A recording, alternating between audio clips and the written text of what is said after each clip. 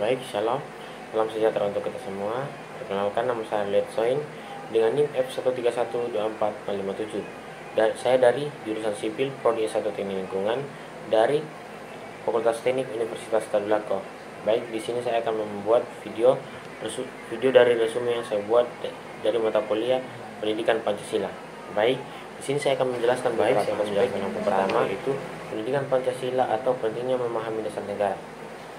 Pendidikan Pancasila merupakan mata kuliah yang mempelajari nilai-nilai luhur yang terkandung dalam Pancasila sebagai dasar negara Indonesia.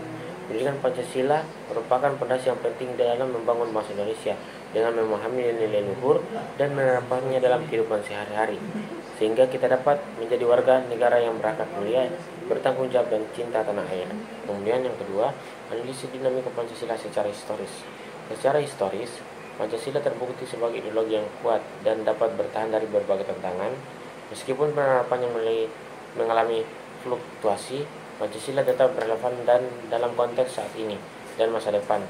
Konsistensi dalam penerapan Pancasila adalah kunci bagi kemajuan bangsa. Di sini ada beberapa analisis dinamika Pancasila secara historis. Yang pertama, sejarah bentukan Pancasila, yaitu proses perumusan. Yang pertama, yaitu proses perumusan Pancasila dimulai dari saat sidang PPKI pada tahun 1945 dan disempurnakan dalam sidang PPKI. Kedua, setelah proklamasi kemerdekaan pada 17 Agustus 1945, Pancasila resmi menjadi dasar negara dan filosofi bangsa. Kemudian pada masa Orde Lama 1945 sampai 1965, Pancasila diterapkan sebagai ideologi nasional.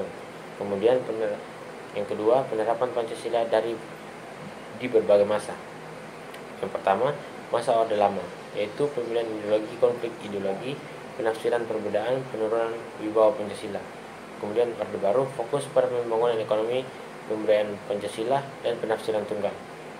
Ketiga, masa reformasi politik, desentralisasi, dan perbaikan hukum. Yang keempat, era globalisasi, yaitu arus informasi yang deras membawa tantangan baru bagi Pancasila. Kemudian yang ketiga, pendidikan Pancasila menanamkan nilai-nilai luhur bangsa. Pendidikan Pancasila berperan penting dalam membentuk karakter bangsa melalui penanaman nilai-nilai luhur. Yang pertama, pembentukan karakter bangsa, yaitu membangun individu dengan integritas dan moralitas tinggi melalui nilai gotong royong dan toleransi. Yang kedua, menanamkan nilai kemanusiaan, yaitu menghormati hak asasi manusia dan mendorong kepedulian terhadap sesama.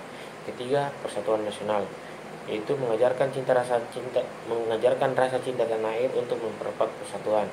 Keempat, pengembangan sikap demokratis, yaitu menekankan pentingnya musyawarah dan mufakat untuk menghormati perbedaan maupun ras, agama, dan budaya.